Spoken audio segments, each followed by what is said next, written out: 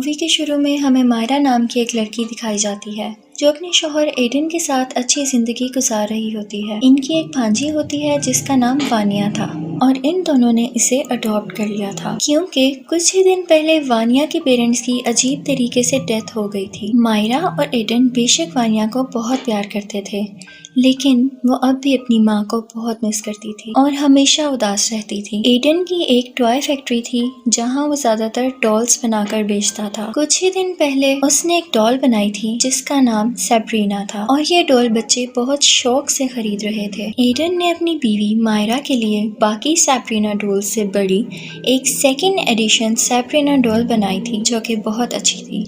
मायरा को एडन का दिया हुआ ये तोहफा बहुत अच्छा लगा था। सीन चेंज होता है और हम देखते हैं कि वानिया अपने स्कूल में है। वहाँ उसका एक दोस्त चार्ली गेम खेल रहा होता है। इस बच्चे का नाम डिट्टो था और वो चार्ली की मदद से अपनी ग्रैंड मदर के सोल को रियल वर्ल्ड में बुला रहा था। वानिया को ये सब देखकर बहुत अच्छा लग रहा था। डिट्टो वानिया को बताता है कि इस गेम को खत्म करने के लिए लोगों को प्रे करनी होती है ताकि इस गेम में बुलाई गई सोल्स वापस जा सकें। डिट्टो वानिया को iOS ऐप के बारे में भी बताता है जिसकी मदद से सोल्स को ढूंढकर देखा जा सकता था।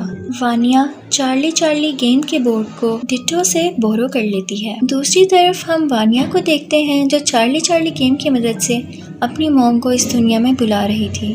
वानिया को फील होता है कि उसकी मॉम की सोल रियल वर्ल्ड में आ चुकी है और वो iOS ऐप इस सोल को ढूंढने लगती है। जाहिर है कि ये ऐप फेक थी और वानिया को अपनी मदर की बजाय अपनी आंट मारिया दिख जाती है।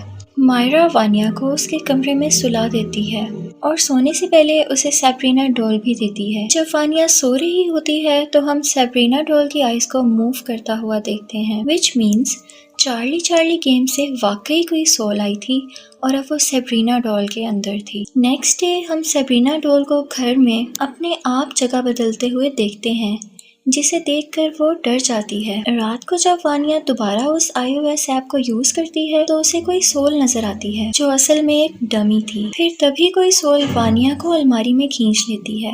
वानिया ये बात सुबह अपनी आंट को बताती है और मायरा वानिया को समझाती है कि उसकी माँ एंटनी अब इस दुनिया में मौजूद नहीं है, लेकिन एंटनी वहाँ मौजूद होती है। अगली रात मायरा को अपने घर में एंटनी दिखती है और देखते देखते एंटनी एक डीमन में तब्दील हो जाती है और मायरा को मारने की कोशिश करने लगती है। मायरा चिल्लाते हुए वहाँ से भागती है। ये आवाज सुनकर एडन भी वहाँ पर आ जाता है। ये डीमन इन दोनों पर अटैक कर देती है और ये डीमन किसी तरह भी इनको जाने नहीं देता, लेकिन ये लोग अपनी जान बचाकर वहाँ से भाग जाते हैं। अब वो लोग जान गए थे कि उनके घर में किसी तरह का डीमन है, तो वो मिस लारास और उनके हस्बैंड मिस्टर रेनार्ड से मिलने जाते हैं जो इनफैक्ट पैरानॉर्मल एक्सपर्ट्स थे। मिस लारास उनके साथ फौरन उनके घर जाती है और वहाँ चार्ली गेम की मदद से एंटनी को वापस उसकी दुनिया में भेजने की कोशिश करती है। इसी दौरान चार्ली गेम के बोर्ड को अपने आप आग लग जाती है और वो जलने लगता है और घर की लाइट भी ऑफ हो जाती है।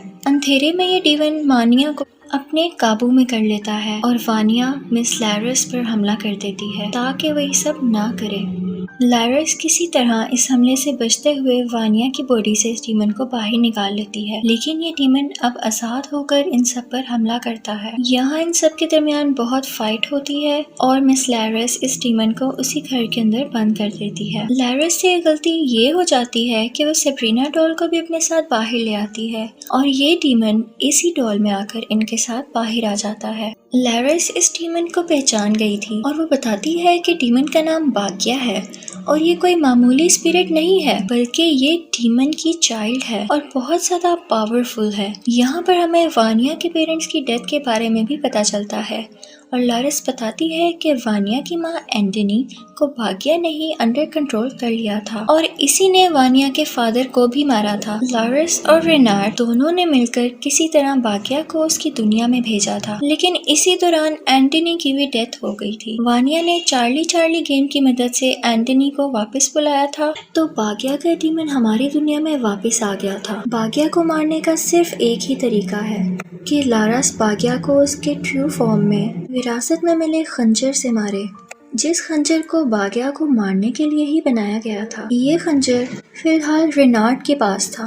रेनार्ड को ये खंजर कई साल पहले एक केव में मिला था, जहाँ इस खंजर को खुद डीमन के जरिए छुपाया गया था। अगले दिन बाग्या का डीमन दोबारा एक्टिव हो जाता है और मायरा को अंडर कंट्रोल कर लेता है। मायरा सब पर चाकू से कई वार करती है और ये सब मिलकर मायरा को किसी तरह उसके घर में वापस लाते हैं। यहाँ लारास मायरा को पकड़ के एक्सोर्सिज्म करती है, जहाँ हमें पता चलता है कि बाग्या डीमन को सबसे पहले हमारी दुनिया में किसी इंसान ने ही बुलाया था और यहाँ मूवी का रुख बदलता है। असल में कई साल पहले एडन का एक भाई था जिसका नाम आर्का था। इन दोनों के फादर की टॉय कंपनी थी और उनके फादर को हमेशा आर्का के डिजाइन किए हुए टॉयज पसंद आते थे, जिसकी वजह से एडन जेलस फील करता था। जब इनके फादर की डेथ हुई तो उन्होंने अपनी प्रॉपर्टी का 60% आर्का के नाम कर दिया और एडन के हिस्से सिर्फ 40% प्रॉपर्टी आई। इस बात को लेके एडन बहुत दुखी हुआ और वो एक मैजिशियन के पास गया, क्योंकि वो अपने बड़े भाई को काले जादू की मदद से मरवाना चाहता था, क्योंकि उसे पूरी प्रॉपर्टी चाहिए थी।